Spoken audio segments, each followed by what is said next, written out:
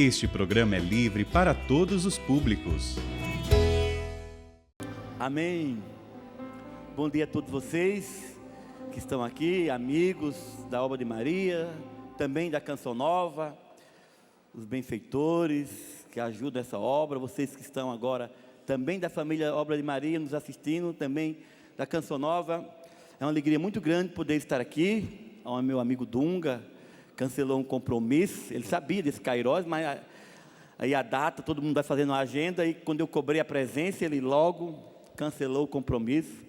Na verdade, ele foi um dos primeiros aqui da Canção Nova, que sentiu que estava a hora também da Canção Nova, da Obra de Maria, ter um Kairos aqui na Canção Nova todos os anos. Depois veio a Luzia, ontem mesmo já estava preocupada com a nova data. Quero agradecer a vocês por todo o carinho, sua presença, que me faz tanto bem.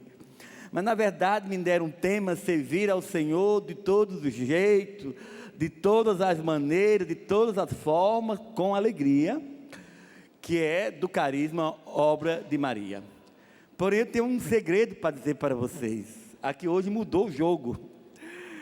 Aqui o melhor vinho não vem no final, mas o melhor vinho veio no primeiro, com Maria Salomé. Eu apenas vou dar continuidade àquilo que Deus quer para nós nesta manhã. Mas saiba, o melhor vinho realmente já veio pela manhã com ela, falando tão bem, tão próprio de quem vive isso a cada dia, de quem é o que ela é, como mãe dentro do carisma. Então fez tanto bem a nós nesta manhã ouvi-la. Mas a Bíblia, ela é importante, é porque nela que nós descobrimos quanto Deus nos ama. E leia a Bíblia sempre que você puder, porque é nela que nós encontramos todo o amor de Deus por nós e muito mais. Então nessa manhã eu vou começar com a Bíblia. Vamos abrir a palavra de Deus. E Hebreus diz que a fé vem dessa forma, a fé vem pelo ouvir. Ouve, Israel, o Senhor é teu Deus. E a fé vem pelo ouvir a palavra de Deus. Um dia eu encontrei o Evangelho, o dia mais importante da minha vida. Por isso que eu sou feliz, porque eu fui conquistado por Deus. E foi pelo poder do Evangelho, foi pela pregação do Evangelho, foram pelas palavras de misericórdia, a dracma perdida, o filho de volta para casa, a ovelha perdida, o filho pródigo, a dracma encontrada, essas palavras de misericórdia, que me fizeram encontrar com Jesus Cristo, com a sua palavra, com a pessoa dele. Então nessa manhã, vamos pegar nossa Bíblia, você que está em casa, você também que está aqui, em Atos 16, nós estamos vivendo esse tempo paulino, ainda vivendo esse tempo de São Paulo, e vocês sabem que Atos Apóstolos é a história de São Paulo, quase todo Atos Apóstolos tem um foco, a luz principal é a pessoa de São Paulo, neófito, recém-convertido, aquela pessoa que encontrou Jesus Cristo, e diz que encontrou Jesus Cristo, encontrou a coisa mais importante da vida dele, que era São Paulo, que era Jesus, e ele diz tudo que ele deixou por conta de Jesus Cristo era lixo, ele considerava antes vantagens e agora era perda, em comparação ao bem supremo maior que era Jesus Cristo. Então aqui nós vamos encontrar São Paulo, que viaja por todo o mundo, e anunciando todo o Evangelho. E eu aqui escolhi hoje, nesta manhã, uma parte dessa história tão bonita de Atos dos Apóstolos 16. Vamos pegar Atos dos Apóstolos 16. E é uma história muito bonita, porque ao mesmo tempo que me pediram para falar de todas as formas com alegria, nós vamos falar juntos, porque a própria palavra de Deus ela já fala por si. Porque é importante Pentecoste, vocês sabem, o poder de Pentecoste foi que Pedro falou de uma só forma, de uma só língua, e todos a entendiam com a sua própria língua, e que nessa manhã também seja assim. Você que aqui está, você também que está em casa, Deus possa abençoar os seus ouvidos e o seu coração, e você possa escutar aquilo que Deus quer que você escute. Porque a Bíblia, ela é só a palavra de Deus, ela é a palavra de Deus, mas para cada pessoa ela tem uma mensagem diferente e uma forma de Deus tocar diferente. Então vamos pegar aqui Atos 16, 31. Então, você que não tem a Bíblia, procure comprar. É muito importante termos a palavra de Deus. Eu tenho uma coisa muito triste para dizer para vocês. Essa não é a minha primeira Bíblia, Essa é a minha segunda Bíblia. Eu tenho mais uma pequena, mas essa é a minha segunda Bíblia. Mas a minha primeira Bíblia, de repente ela sumiu. Ela era uma Ave Maria, mas muito grande, pelo próprio tempo, marcada. Quando eu olhava para ela, eu já sabia onde encontrar tudo que eu queria. Foi difícil me acostumar com a Bíblia Ave Maria, mas uma segunda Bíblia. Eu vi a de Alda ontem, dava duas dessa minha, mas também é Ave Maria. Ela disse, Alda, está parecendo a minha Bíblia. Eu disse, não toque, essa é a minha primeira Bíblia, não é a do senhor não. Mas a minha primeira Bíblia, uma pessoa muito generosa se aproximou de mim, disse, Gilberto, sua Bíblia está caindo nas folhas, você está num grupo de oração, você vai ler e cai uma folha, você vai lá com cuidado, vem e põe dentro. E eu disse, é verdade, mas o que eu vou fazer? Eu tenho que guardar, algumas estão em casa, várias partes já não tem, mas é a minha primeira Bíblia, eu só sei rezar com ela. Não se preocupe, eu tenho um amigo que ele pega livros antigos, ele pega a Bíblia e vai deixar nova, mas pelo amor de Deus, é possível isto? Mas tem muita folha que não tem, não há problema nenhum, você compra uma nova, nós vamos pegar as folhas da nova e vamos levar as que não tem. Eu disse, inclusive eu sei todas que não tem, e aí vamos colar. Essa pessoa levou minha Bíblia e nunca mais apareceu, e era uma pessoa amiga, mas eu não sei o que houve. Toda semana eu pergunto, mas de vocês, quem foi mesmo que pegou a minha Bíblia?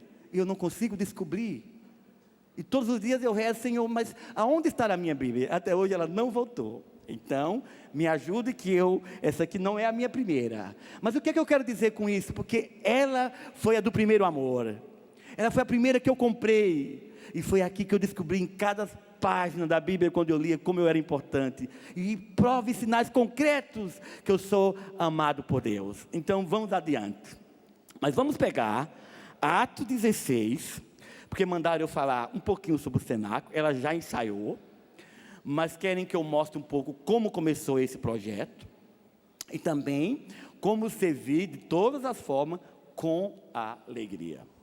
Bem, então vamos pegar aqui a prisão de Paulo e Silas.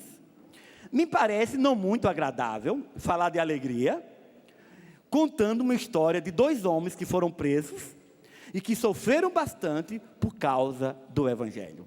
Vamos lá, Atos 16, encontraram o capítulo e o versículo, a gente já começa com 16. Prisão de Paulo e Silas, todo mundo junto, você também que está em casa. Certo dia, vamos lá todo mundo, certo dia, quando íamos à oração, eis que nos veio ao encontro uma moça que estava escrava e que tinha um espírito de Pitão, a qual, com as suas adivinhações, vamos lá, dava muito lucro a seus senhores. Pondo a seguir, ela estava seguindo Paulo e a nós, gritava, estes homens são servos de Deus Altíssimo, que vos anuncia o caminho de salvação. Me parece, se for possível hoje, vocês vão escutar na missa um testemunho de um padre muito jovem, aonde a mãe dele, que também está aqui, viveu um pouco, já foi no PHN, viveu um pouco desse começo do Evangelho, que tinha um espírito de adivinhação, mas o espírito que agia nela, não era o espírito de Deus, mas era um espírito das trevas.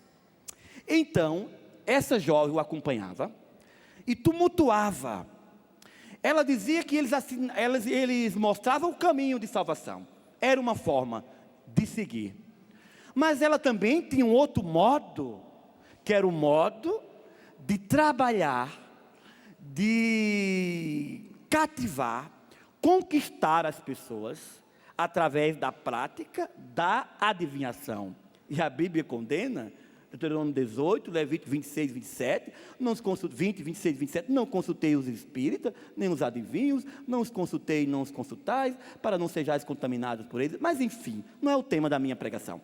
Mas ela tinha essa prática, porque estou falando propriamente do Evangelho, tinha essa prática da adivinhação, e com isso, o povo ignorante, Porque a Bíblia diz: conhecereis a verdade e a verdade vos libertará. Essas pessoas que vão muitas vezes buscar soluções fora do Evangelho, buscar paz e alegria, como eu fui buscar muito jovem fora do Evangelho, porque eu era ignorante, eu não conhecia o Evangelho, eu não conhecia Jesus Cristo, e a Bíblia diz: conhecereis a verdade e a verdade vos libertará. Por que é que ela anunciava um segundo caminho?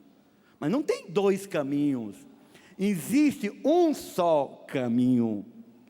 E muitas vezes nós estamos perdidos nas estradas da vida, seguindo um caminho para lá, um caminho para cá, porque nós não conhecemos o caminho. E o caminho é Jesus. Esses dias nós estávamos na Terra Santa e toda manhã nós tínhamos a missa, ou à tarde, com o Padre Arlo, que também é da Canção Nova, prega muito bem. E sou eu, Eto, a Luzia e ele. Parabéns, obrigado, Padre Arlo, por toda manhã, todos os dias o senhor se preocupava de celebrar para nós. Era um pouco de retiro. E ele me disse uma coisa que me chamou muita atenção e muito bonito, Dunga. Ele disse: quando Jesus disse, eu sou o caminho, significa os meus ensinamentos, o que eu deixei, o que eu preguei, o que eu deixei para vocês como testamento, é o modo de vocês viver.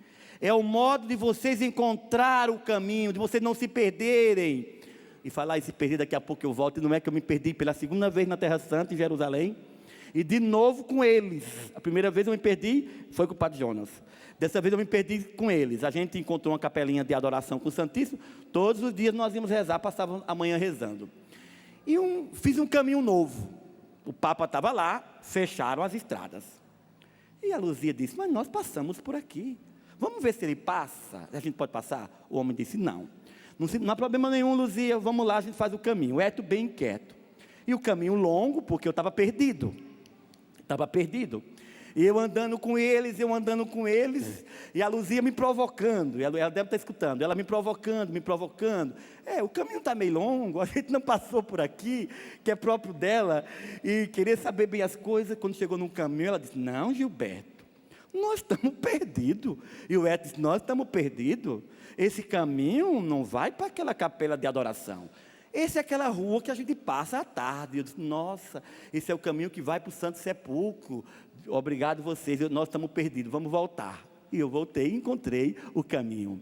Mas o caminho é Jesus Cristo. O caminho sou Ele. E o caminho, como dizia o Padre Arlo, tem um ponto de partida, tem o início, porém tem um ponto de chegada. E ele dizia de uma forma tão bonita: o ponto de partida é o Evangelho, é o ensinamento de Jesus Cristo, mas o ponto de chegada é o céu. Vamos aplaudir isso, porque o nosso destino é muito feliz. O nosso destino é o céu, é o que os olhos nunca ouviram, os ouvidos nunca escutaram. Tudo isso é superior ao que Deus reservou para nós. Por isso que São Paulo diz aqui, está escrito aqui diversas vezes: alegrai-vos, regozijai-vos no Senhor. Nem a morte, nem o sofrimento, nada pode tirar de nós a alegria, porque o destino final nosso é o céu. É o céu. Então vamos voltar para o Evangelho, porque ele é bem longo e o tempo, o relógio não é que ele para, ele corre. Então, de repente, vamos lá, voltando, eu estou aqui no 18, seria, que anuncia o caminho de salvação. Repetiu isso por muitas vezes, por muitos dias, tumultuava, chamava atenção, discernimento dos espíritos, havia algo que inquietava.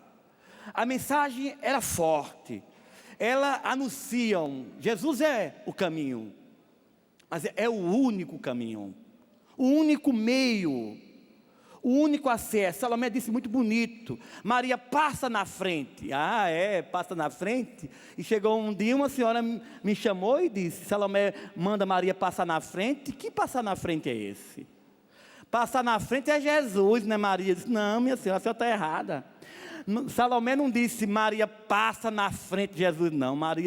Salomé disse: olha, Maria passa na minha frente, entre a minha frente e Jesus. Ela está no meio, então não é na frente do Senhor, mas é na minha frente, na minha pobreza, na minha miséria, na minha pequenez. Levar Maria para casa significa levar para a minha vida espiritual. minhas fragilidades, se Deus quis que o meio fosse esse, de entregar o seu filho, criancinha, bebê, se o pai quis que 30 anos ele estivesse nas mãos dela, que ela fosse na frente, trazendo ele, então ela também vai na minha frente, não na frente de Deus. Isso para mim é muito claro, concordam? Então, na minha fragilidade, na minha pequenez, toda criança quando começa a andar, ela é frágil, e ela cai, e às vezes cai muitas vezes, e às vezes se machuca, assim também somos nós, nessa estrada da vida. Bem, então vamos lá, Atos 16, 31. Desculpem, eu sei mais escrever do que falar, mas vamos lá. Então voltou-se para ela e disse ao Espírito, ordenou, em nome de Jesus Cristo, discernimento dos Espíritos, saia dela, e na mesma hora o demônio a deixou. A autoridade do nome de Jesus. Todo o poder foi dado no céu e na terra ao nome de Jesus. Eu gosto muito desse texto do Evangelho, quando a Bíblia diz que quando eu for levantado na cruz, essa expressão não rebaixado, mas levantado na cruz, eu atrairei todos a mim. A cruz ela não é para nós um sinal de derrota, mas o sofrimento é também um sinal de purificação, também é uma manifestação do amor de Deus. Ontem eu dizia para 3 amigos que o momento do sofrimento é também um momento de passagem de Deus na nossa vida. É o momento também da gente se encontrar mais com o Evangelho. Quantas vezes eu pude testemunhar na minha vida pessoal, na vida do carisma, que os momentos que eu mais sofri, que o carisma mais sofreu, foi o momento onde mais o amor de Deus foi derramado. Nós podemos testemunhar, Deus entrou na nossa vida, por um momento muitas vezes difícil, por às vezes uma grande dificuldade da saúde, um problema de família. Então, o sofrimento muitas vezes é uma oportunidade. Santa Teresinha dizia isso. O sofrimento é uma porta aberta, é um meio aberto, é um jeito que Deus encontrou tão grande, que nós possamos passar para a gente se santificar. O caminho do mundo é fácil, é cheio de outdoor, de luz piscando, venham todos, assim e é largo, e diz que é muitas pessoas que seguem por ele, mas o caminho do Evangelho é exigente, é o caminho da cruz, mas é o caminho seguro. O caminho seguro é o caminho do Evangelho, é o caminho de Jesus Cristo. É verdade que há um prazer no pecado, mas claro que sim, eu já fui de lá e sei. Aqui, desses aqui todos, eu sei de onde vim, sabemos, mas eu posso me embebedar e sentir um prazer, posso me drogar, me prostituir para o carnaval e sentir um prazer, mas a Bíblia diz que esse prazer, ele é curto, é por um pouco espaço de tempo. E logo vem o juízo, e logo vem a condenação, e o pecado consumado, ele gera a morte. Por isso que São Paulo diz, todos pecaram e todos foram destituídos, afastados da comunhão com Deus. Então, precisamos fazer o caminho de volta, e o caminho de volta é o Evangelho. O caminho de volta é Jesus Cristo. Então eu digo para você, se você quer ter paz, quer ter alegria, quer ser feliz, quer servir ao Senhor de toda a forma como alegria, não precisa vir para a Obra de Maria ou para a Canção Nova, não. É necessário, o remédio é o Evangelho. Eu fiz psicanálise antes de Salomé, e ela sabe que eu tumultuava um pouco as aulas, professores muito bons, mestres, cursos na França, na Inglaterra, e meu Deus, conhecia a alma, o homem, como eu conheço o caminho da comunidade para a minha casa. Mas eu dizia para eles, está certo, vocês estão estudando o homem, vocês estão estudando, estão dizendo que tem algo errado no homem, precisamos ajudar. Mas eu dizia para eles, mas cada vez a vida está pressionando, a vida está nos pressionando para baixo. Há bombas caindo, há terremotos, os filhos cada vez mais no mundo da perdição, porque alguém que eles amavam os abandonaram. As pessoas hoje estão lutando como manter o meu casamento, como manter os meus filhos. As pessoas hoje estão inseguras. A vida está cada vez mais difícil. Muitas pessoas desempregadas, sofrendo, pessoas deprimidas. Tudo isso que nós estamos vivendo hoje. A gente sai de casa hoje preocupado se volta ou não. As principais capitais, muita violência. Vocês estão preocupados com isso, eu admiro, vocês são muito bons. Mas eu digo para vocês, eu não consigo ver um outro jeito sem o Evangelho. Por mais que nós psicanalistas vamos nos esforçar para ajudar um ser humano, mas nós temos um limite. Nós chegamos uma hora que nós não podemos mais ir adiante, e é a hora que chega o Evangelho. E a Bíblia diz: se o Senhor não edificar a casa, em vão são os construtores. Eu não acredito em nenhuma mudança, em nenhuma conversão, eu não acredito em nenhuma cura, se não for pelo poder do Evangelho, pelo poder de Jesus Cristo, porque eu vivi isso na minha vida. Eu experimentei isso na minha vida. No dia que eu encontrei o Evangelho, que eu encontrei Jesus Cristo numa vigília, eu não ia rezar não, naquela noite não, eu ia para o Capim Verde, o nome já diz para onde é que eu ia. Mas foi naquela noite que o Evangelho entrou no meu coração e mudou. Mas mudou a minha maneira de viver, mudou o meu modo de viver, mas acima de tudo, mudou o meu pensamento, mudou os meus amigos. Eu encontrei ontem uma mãe aqui com um jovem, olha ali, olha, de camisa vermelha, que me conheceu, ainda tinha cabelo longo, muito novo, ainda jovem, recém-convertido, um apaixonado mesmo pelo Evangelho, e ela era daquelas que acompanhava todo o tempo, mas isso há mais de 20 anos atrás. E digo para vocês, porque eu experimentei isso na minha vida. Mas vamos voltar para o Evangelho, que ele é muito rico hoje. Então, 19, daqui a pouco eu vou para o final dele. 19,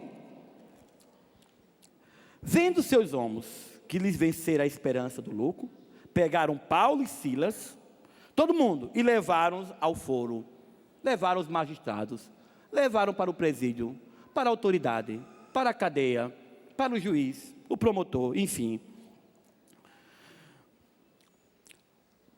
Levando à presença das autoridades, em seguida, apresentaram-nos aos magistrados, acusando-nos: estes homens são judeus, amotinam a nossa cidade, estão criando confusão. Depois, e pregam um modo de vida que nós romanos não podemos admitir e nem seguir. Meus amigos, filhos que aqui estão, não é o Evangelho que tem que se adaptar ao modo que o mundo está vivendo hoje, mas é o mundo que tem que se adaptar ao Evangelho. Não é o que o mundo anuncia que nós temos que seguir, mas é o modo com que o Evangelho dá a diretriz de seguir. Não temos que nos adaptar com tudo isso que o mundo tem dizendo aí que é normal, que é possível. Não. O mundo é que tem que ser adaptado, tem que vir para o modo que o Evangelho ensina de viver. Então eles disseram: não, o modo que vocês estão pregando, o modo que o Dunga anuncia, o modo que o Dunga diz para o jovem, por hoje não mais pecar, não é o modo hoje que nós queremos seguir. Não é o modo hoje que a juventude prega, não. É 24 horas, é de manhã, de tarde, de noite, sábado, domingo é pouco. O modo de ele anunciar, PHE, por hoje não mais pecar, não é o modo que nós, a sociedade, vivemos. Mas é Dunga, é o PHN, é a obra de Maria, é o Evangelho, é a igreja que tem que seguir, se adaptar, pegar os conceitos do mundo. Não, o Evangelho foi escrito há 2000 anos atrás, e agora vamos fazer o Evangelho ao nosso modo de viver. Não, é o contrário. O modo do PHN é o modo do Evangelho, e é o modo que de um por um nós vamos ver se adaptarem, porque Jesus Cristo foi levantado na cruz e é o Senhor. Amém? Então, prega um modo de vida, um jeito de viver que é difícil, vamos falar aqui, entre família. O evangelho é exigente e precisa ser cada vez mais exigente. Se Jesus fosse escrever hoje, ele seria mais exigente do que ele foi há mais de 2000 anos atrás. É porque ele é atual, hein? Cada vez mais a Bíblia se atualiza e fica para o dia de hoje. Então, prega um modo de vida que não é o nosso. O povo se revoltou, insurgiu contra eles. Vamos lá, o 22. Os magistrados mandaram arrancar-lhes as vestes para açoitá-los com varas, com chicotes. Depois de terem feito muitas chagas, olhem, meteram-os na prisão, mandaram ao carcereiro que os guardasse com segurança. Era para eles perigosos. Era um homem que com facilidade atraíam o povo. Era um DDD da vida, era um Dunga da vida. Esse que tem aquele carisma de atrair. Logo, logo, os jovens chegam. E nós precisamos salvar a juventude. A igreja precisa olhar hoje para os jovens. João Paulo II dizia: quem salva o jovem vai salvar a igreja. Vai salvar a igreja. Então, com segurança, é importante que esses homens fiquem presos. Terceiro andar. Os presídios, as cadeias, eram de cima para baixo. Para baixo. Então, se houvesse terremoto, era bom que já ficava todo mundo ali, quando não fugiam. Então, além de eles terem colocado eles num degrau inferior para baixo, amarraram a um pau de cepo, a um ferro como esse, com muita segurança, com medo que eles fugissem, ou talvez que alguém fosse tentar tirá-los dali. Pela meia-noite, vejam aí, pela meia-noite, Paulo e Silas rezavam e cantavam um hino a Deus. Eu gosto muito dessa expressão, pela meia-noite. Luzia esses dias ia falando: eu gosto tanto de fazer vigília. Nós precisamos fazer mais vigília. Como é que é as vigílias na Obra de Maria? Quase todas as casas, toda semana estão fazendo. Eu, pessoalmente, uma vez por mês, às vezes 2 vezes por mês eu faço. Mas aquelas vigílias começam de 8 e terminam de 10. Não, amanhece o dia. E tal. E ela falando sobre a necessidade de voltarmos a fazer vigília. Porém, aparece um jovem apaixonado por Jesus Cristo, aonde nós estávamos. E a Luzia, que é de muita comunicação, eu estava com o Eto conversando, fazendo algumas coisas, e ela fez uma amizade com o italiano. E eu não sei se vocês sabem, a Luzia não fala, só fala o português. Mas ela se comunica em todas as línguas. É muito interessante. Ela fala espanhol, fala italiano, fala inglês. Aí ela fez amizade. Mas como é que você falava com ele? Não, a gente conversou, não entendo tudo, mas muita coisa ele entendia. Eu também falava tal. E ele está um pouco assim, porque chegou em Jerusalém, as ruas, os movimentos e tudo. Ele nem para Galileia não vai, quer ficar só em Jerusalém, quer lugar de silêncio, quer lugar para rezar, ficar mais sozinho. Enfim, daqui a pouco chega o rapaz e começa a conversar conosco, com nós três. E ele contou para nós uma coisa interessante. Eu descobri que no Santo Sepulcro, depois das 9 horas, fecha-se as portas. Quem quer ficar de silêncio em vigília, pode ficar a noite toda rezando. 6 da manhã, quando abre as portas, a pessoa pode sair. E Luzia, olha que coisa boa, tal. Olhamos um para a cara do outro, uma boa ação, tal. E o homem, feliz da vida, porque ia fazer a vigília. Nós tínhamos uma tradição: manhã, adoração ao Santíssimo, tarde, um cochilinho da tarde, a volta da tarde, nos lugares, e à noite, depois do jantar, a Luzia, o Eto dorme muito cedo, e ela um pouco mais tarde. Não, vamos dar uma voltinha, a gente jantou agora, então dávamos uma pequena volta. Quando a gente foi dessa volta, fomos ao Santo Sepulcro. Quando chegamos lá, tarde da noite, quem estava ali? Aquele rapaz. E ele estava ali para fazer aquela vigília a noite toda. E é verdade, porque de manhã cedo, quando eu acordei, ele estava apenas abrindo a porta e entrando para o conventinho, vindo daquela vigília. Mas ele estava numa alegria grande, e buongiorno, e falava italiano. Eu falo um pouquinho, entendo tudo, mas falo muito pouco. E aí conversamos um pouco, e aí ele fez aquela vigília. Mas por que eu trouxe esse acontecimento? Porque é muito diferente, gente.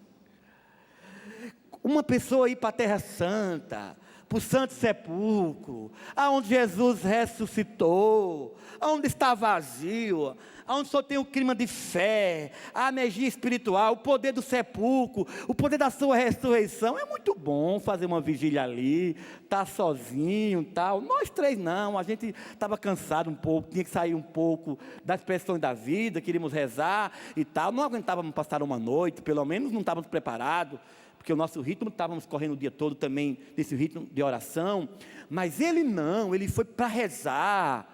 Mas é diferente fazer uma vigília, é diferente uma pessoa ser preso pela manhã, ser julgado por volta de 11 da manhã, passa o dia sem comer, vai para a prisão, apanha, final da tarde, por volta da noite sem comer, e louvando e rezando, meia-noite em plena vigília, louvando e glorificando a Deus. Por que eu quis ressaltar isso? Porque a Bíblia diz, em toda circunstância que estivermos, em todo momento que estivermos passando, nós temos que glorificar a Deus. Por tudo nós temos que dar graças a Deus. E naquele momento, Paulo estava ali alegre.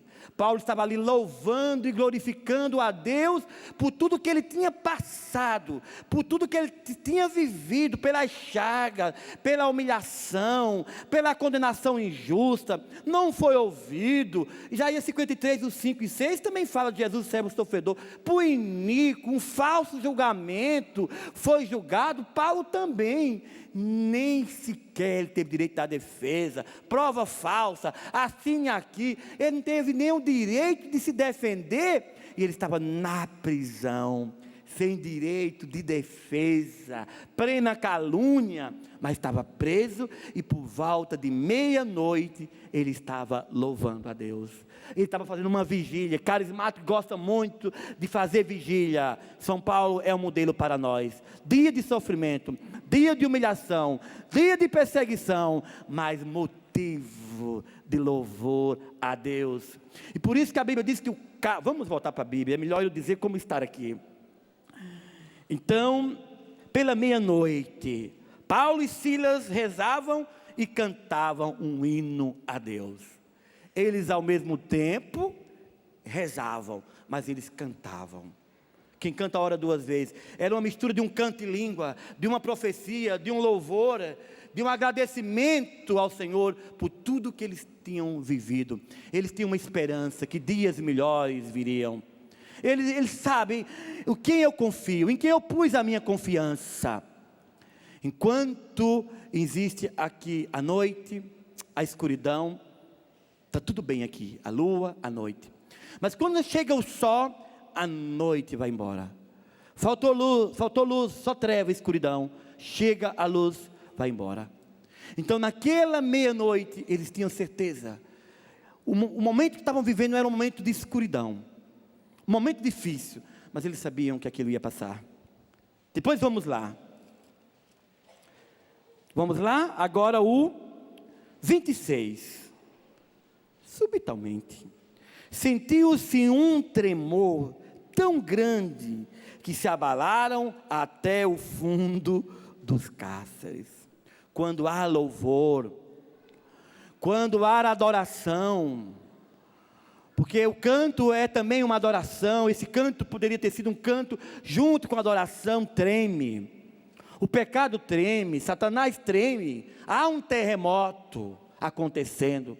Quando o pecador quer romper com o pecado, quando nós queremos romper com o pecado, treme por dentro. Tudo em nós treme. Tem até uma música, treme, como é? Treme o meu ser, treme o meu viver. Mas treme por dentro. Então naquele momento houve um terremoto. Ali tremeu, abalou toda a estrutura. Então, abriram-se todas as portas, já não há mais portas fechadas, já não há mais. O acesso agora à ponte foi construída, o caminho agora está livre para nós passarmos.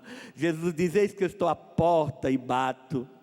Se alguém abrir a porta, eu entrarei, e ali eu vou cear com ele, eu vou habitar, eu vou fazer cenáculo, eu vou morar dentro dele. Jesus diz: eu sou a porta.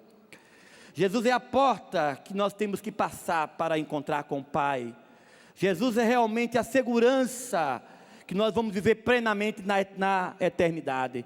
Então Jesus diz: eu sou a porta, quem entrar por ela vai se salvar. Então, abriram-se as portas, saltaram a algema de todos. Que expressão tão bonita. O pecado já não nos mais prende, já não somos escravos, mais livres, porque aonde há o Espírito do Senhor, há liberdade. Aonde há o Espírito do Senhor, há liberdade. Então as algemas caem, porque quando Jesus se levanta, o pecado cai, a natureza humana cai, a natureza pecaminosa cai, porque o Senhor é levantado dentro de nós. Então as algemas também caíram, mas caíram as algemas, cadê? Soltaram-se as algemas de todos. Acordou o carcereiro, ele acordou. Tudo aquilo que estava acontecendo, ele acordou. Mas ele não estava dormindo, hein? Ele deu apenas um cochilo, hein? Não é que todo mundo passa a noite toda de vigília, sem articular, dar um cochilozinho. A primeira noite que eu encontrei Jesus Cristo foi numa vigília. E quando elas disseram para mim naquela noite que ia ser a noite toda, eu fiquei pensando: mas poxa, na mesa de um bar, quando eu estou bebendo, à noite, não é que eu passo a noite toda sem dar um cochilo ou dormir um pouco. Quantas vezes alguém batia em mim e a minha cabeça já estava sobre a mesa do bar. Então, ele possivelmente dormiu por um curto espaço de tempo. Mas possivelmente ali ele escutou todo aquele louvor, porque vamos ver os frutos de tudo aquilo que aconteceu com eles. Quando ele acordou e viu que tudo que tinha acontecido com o terremoto, porque foi tudo ao mesmo instante, ele quis se suicidar. Vocês sabem por quê? Dunga fez o curso na Terra Santa, Salomé e alguns aqui, Obra de Maria, Canção Nova, para ser guia, diretor espiritual, poderíamos dizer, porque esse guia mesmo, quem é da nossa vida é Jesus Cristo, né? Mas lá a gente usa o guia da Terra Santa, o diretor espiritual da Terra Santa, aquele no fundo que vai orientá-los, que vai alimentar, não é isso mesmo, Dunga? Vai alimentar você a encontrar mais Jesus Cristo, mais o Evangelho na Terra Santa. Salomé falou tanto de santuários, é bonito, não é? Visitar todos os lugares, mas a única viagem que o preço que for, será sempre preço simbólico, preço sem valor, é a viagem à Terra Santa, porque é algo que não se paga. Conhecer o lugar santo, conhecer a nossa história de fé não tem preço, porque o resgate de Jesus, a vida de Jesus derramada na cruz, não tem preço, e viver isso, tocar isso, não tem preço. Então, de repente, o guarda quis se suicidar. Vocês sabem por que ele queria morrer? Porque, pela tradição, um crime cometido, um preso solto, você não paga só com a sua vida, toda a sua família paga. Suas propriedades são tomadas, seus familiares são escravos. E ele era um militar, ele não era escravo. E ele tinha medo das consequências que ia acontecer com a sua família. O que é que ele fez? Se eu vou me suicidar, se eu vou morrer, vão dizer que eles o fizeram. Eles fugiram, me mataram. Paulo está no andar inferior, escuridão, não estava enxergando nada, mas aquele mesmo Espírito que colocou no coração dele, anunciou o discernimento e disse para ele que aquela mulher, o Espírito que estava com ela, não era o Espírito Santo de Deus, no qual que nós invocamos sobre o dia de hoje, sobre a nossa história de vida, sobre a nossa família. Esse mesmo Espírito disse para ele que aquele homem sabedoria, ia se suicidar. Então ele, do fundo do poço, flagelado, martirizado, mas ele ainda é forte, porque quem grita tem força, Quem grita não está por baixo, mas quem grita está por cima. E ele dá um grito e brandor em alta voz: não te faça nenhum mal, porque estamos todos aqui. Vamos voltar para o Evangelho. E quando eles chegaram, o carcereiro lhe fez uma pergunta, que essa é a pergunta fonte do servir ao Senhor com alegria, que eu quero concluindo com ela. Mas Paulo brandou em alta voz: não te faça nenhum mal, pois estamos aqui. 29. Então o carcereiro pediu luz. Essa expressão é linda demais. Jesus disse: eu sou a luz do mundo. O que está escuro na minha, na sua e na nossa vida, Deus pode iluminar. Porque na verdade nós achamos que a conversão aconteceu na nossa vida e está tudo pronto, tudo resolvido. Eu me converti. Não, essa expressão é corretíssima, hein? Eu encontrei o Evangelho, eu encontrei Jesus Cristo, a salvação chegou até mim. Mas ela é uma conquista diária. Ela precisa ser feita a cada dia. A cada dia eu preciso conquistar. A cada dia eu tenho que viver o PHN. Senão, quem tiver de pé que não se cuide para não cair. Por isso que precisamos do Espírito Santo. Por isso precisamos da luz. Porque sem o Espírito Santo, o acesso, esse advogado, esse paráclito, essa ponte. Salomé falou que Nossa Senhora é na frente, é entre mim e o Senhor. Porém, uma ponte é feita. Aquilo que Adão e Eva foi quebrado pelo pecado, agora é reconstruído. Eu viajei muito na África, viajo, não é? Temos casas lá em alguns países. Então, há muitas pontes que foram quebradas. Há muitas pontes dunga que foram destruídas para o povo não passar de um lugar para outro. Era a primeira coisa que eles faziam. Porém, hoje a ponte que foi quebrada com o pecado, agora foi reconstruída em Jesus Cristo. O acesso chegou. Mas se eu não viver cada dia PHN, se cada dia eu dizer: por hoje eu não quero mais pecar, por hoje eu não quero mais beber, eu não quero mais fumar, eu não quero mais viver no mundo, porque muitas vezes a gente dá com a mão e a gente pega com a outra, e a conversão aí não acontece. E no lugar de a gente ir para frente, a gente vai para trás. E a Bíblia olha e orienta que cuidado de olhar para trás, porque quem olha para trás não é digno de seguir a Ele. Pega o arado e olha para trás, não é digno de seguir o Senhor. E Ele disse que nós que conhecemos o Senhor e muitas vezes nos afastamos dEle, muitas vezes voltamos a sermos pior do que nós éramos antes. Então chegou a luz. Essa expressão eu gosto demais, porque um dia eu andava nas trevas, eu andava na escuridão, eu encontrei a luz, porque eu encontrei Jesus Cristo. Ele é a luz do mundo, Ele é a luz que nós precisamos. Ele é a luz para o seu lar, Ele é a luz para a sua casa, Ele é a luz para o mundo. Ele é a luz para os nossos problemas, Ele é a luz para o nosso casamento, Ele é a luz para os nossos filhos. Eu dizia para a Luzia esses dias, que o maior desafio do Dunga, que eu cada vez mais eu sinto que hoje, nós precisamos enfrentar o demônio que hoje temos que enfrentar, o demônio do mundo, da sociedade. Cada vez mais fica difícil educar nossos filhos, educar os jovens, é isso mesmo? Cada vez mais o mundo nos puxa, e puxa para longe de Deus. Esse é o desafio, esse é o demônio que a gente tem que vencer. Então, de repente, aqui, que coisa linda, ele disse, o carcereiro pediu luz, ele não estava dormindo. Quem está dormindo não pede luz. Quem está dormindo está com o coração aberto. Só quem está acordado pede luz. Só quem está acordado acende a luz para andar, para caminhar. Então o carcereiro pediu luz. E depois que ele pediu luz,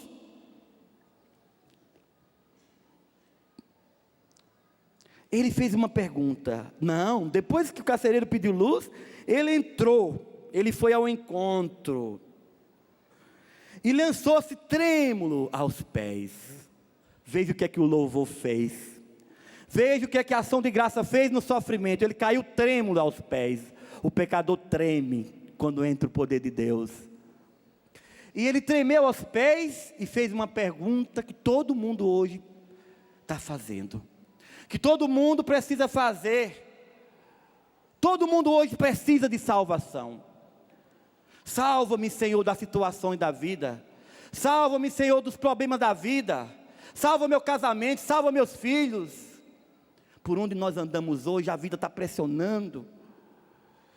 As pessoas hoje estão altamente deprimidas, e Jó disse: os meus dias estão sem esperança. Não sei se vocês sabem, mas Jó foi um homem que mais sofreu na Bíblia. Ele desejou até a morte. E ele disse: os meus dias estão sem esperança. Mas Jó saiu vitorioso. Sabe por quê? Porque ele confiou.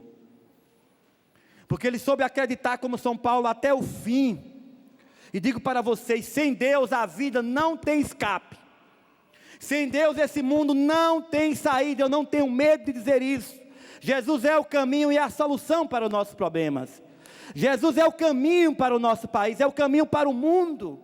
A gente vê conferência, nós que viajamos com a Canção Nova, por onde a gente passa, é conferência em todas as nações pedindo paz. O mundo clamando por paz, e é guerra para tudo quanto é lado, é terremoto, tantas coisas acontecendo, porque o mundo precisa entender uma só coisa, que Jesus é a solução, que Jesus é a salvação, Jesus é a receita, o remédio, o caminho para o mundo encontrar a felicidade é o Evangelho. Então, o salmista diz que, parece que é Isaías 55, 6, se eu tivesse asas, eu voaria para bem longe. Quer dizer, eu sairia, eu ia embora, eu fugiria dos meus problemas. E ainda diz que há jovens que estão cambaleando, estão perecendo. A vida cada vez mais estará assim, mas Jesus Cristo é a solução. Então, de repente, ele caiu trêmulos aos pés e fez essa pergunta. Depois conduziu para fora: senhores, o que devo fazer para ser salvo? 31, todo mundo pega a sua Bíblia aí. 31, disseram-lhe: crê no Senhor Jesus e serás salvo tu e tua família. Todo mundo?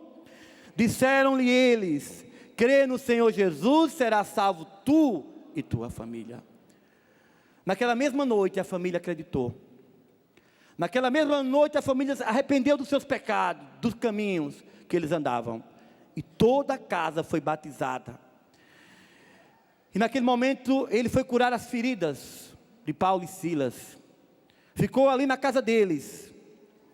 E vou concluir dizendo para vocês: a obra de Maria, ela não escolheu um só jeito de evangelizar, uma só maneira de evangelizar, porque hoje o mundo, a igreja hoje, ela precisa de todos os meios, de todas as formas, de todo jeito, seja no futebol, seja com essas palhaçadas do DDD, essas graças deles, seja no teatro, seja com a criança, seja com trabalho social, seja pulando, seja dançando, seja correndo, nós precisamos atrair as pessoas para Deus. Então todos os meios que o Senhor for suscitando no seu coração, na sua comunidade, na sua vida paroquial, você precisa fazer para alcançar o Evangelho. Então dentro da comunidade foi acontecendo isso. Uns foram pegos pelo futebol, uns foram pegos pela música, pelas casas de recuperação, uns foram pegos pelos retiros, uns foram pegos pela vigília. Então aos poucos Deus foi mostrando que o nosso carisma, mesmo tendo como esse braço as peregrinações, Deus queria que nós evangelizássemos, aonde estivéssemos, aonde fôssemos convocados para ser sal, luz e fermento, o carisma estivesse ali com alegria. Mas os cenáculos, eles têm como um tripé para ter acontecido. Primeiro, a primeira viagem que eu fiz, como Salomé falou, não foi a Terra Santa. A gente primeiro realizou algumas viagens, mas a primeira Terra Santa foi com o Eto, a Luzia, o Padre Nelsinho e um grupo da Canção Nova, éramos quase 90 pessoas. E aí, na cruz, no Calvário, que ele é um pouco alto, ele tem, inclusive, muito bonito, tem um quadro imenso, quase como esse, que aqui está Jesus, Nossa Senhora, e aqui não seria Jesus, seria o discípulo amado, dourado, um pouco como essa medalha. E ali, naquele momento, eu fiquei de joelho, eu me prostrei ali, eu fiquei. E ali eu senti como uma voz, mas não uma voz aqui nos meus ouvidos, hein? porque senão eu vou ir encaminhar eu mesmo para um psiquiatra. Mas era uma voz espiritual. Era uma voz que falou dentro do meu coração: leve Maria para a sua vida. Leve ela mais presente para a comunidade. Vocês precisam dela. Vocês precisam que ela esteja junto. Então eu olhei para São João e eu senti que nós éramos aquele discípulo, que juntos íamos levando Maria para a nossa vida espiritual, para a nossa comunidade e para as pessoas. E aí nasceu a medalha. E havia um desejo muito grande de cada vez mais levar Nossa Senhora, como ela falou, rezando o terço e rezando, orando com a palavra de Deus dentro das casas. E partilhávamos o evangelho, as conversões acontecendo, e a gente continuou com o tempo fazendo tantas coisas, e isso foi diminuindo. E aí, quando a CNBB lançou aquele projeto Queremos Ver Jesus, eu senti que o carisma precisava fazer algo em comunhão com a igreja. E aí foi que já veio essa inspiração. Vamos retomar o amor inicial, levar o evangelho pelas mãos de Maria nas famílias e nas casas. E aí, um certo dia, eu lendo o evangelho, porque a coisa vem junto, né? Deus vai dando sinais junto, veio o que eu precisava para fechar. Para que eu e minha casa, a pergunta que vem do Antigo Testamento, seguindo para o Novo, servirei ao Senhor, veio para completar aqui: crê no Senhor Jesus e será salvo tu e tua casa. Quando o carcereiro perguntou a Paulo e a Silas: o que devo fazer para ser salvo? Ele deu a resposta. A solução para os teus problemas, a solução para o mundo, para a sociedade, para o teu casamento, para os teus filhos, é crer em Deus. E quem crê será salvo. E Romanos 9:10 seguinte diz que essa é a condição: se tua boca confessar que Jesus Cristo é o Senhor, em teu coração creres que Deus ressuscitou dos mortos, estás salvo. Sem Jesus não há salvação. Não há salvação. Então a condição é essa: levar Jesus para casa e para o lar. Então quando eu peguei essa parte, eu disse: é o que Deus está pedindo agora. Levar o evangelho para casa e para as famílias. Então, como Salomé disse, o objetivo do cenáculo é levar as pessoas à experiência de Pentecoste pelas mãos de Maria. Porque o que nasce da carne, João 5,6, é carne. E o que nasce do Espírito, é Espírito.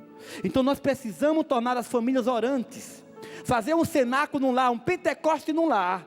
E por isso que o cenáculo tem dado muito certo. Hoje são 80 mil famílias por mês, 8 mil grupos desses. E cresce. Essa semana fizemos o levantamento, 200 paróquias. A obra de Maria já entrou com esse trabalho. Por quê? Pelas mãos de Maria. E vamos ficar de pé. Que a sua casa, que o evangelho chegue, que a sua casa possa acreditar, que a sua família possa receber a palavra de Deus pelas mãos de Nossa Senhora.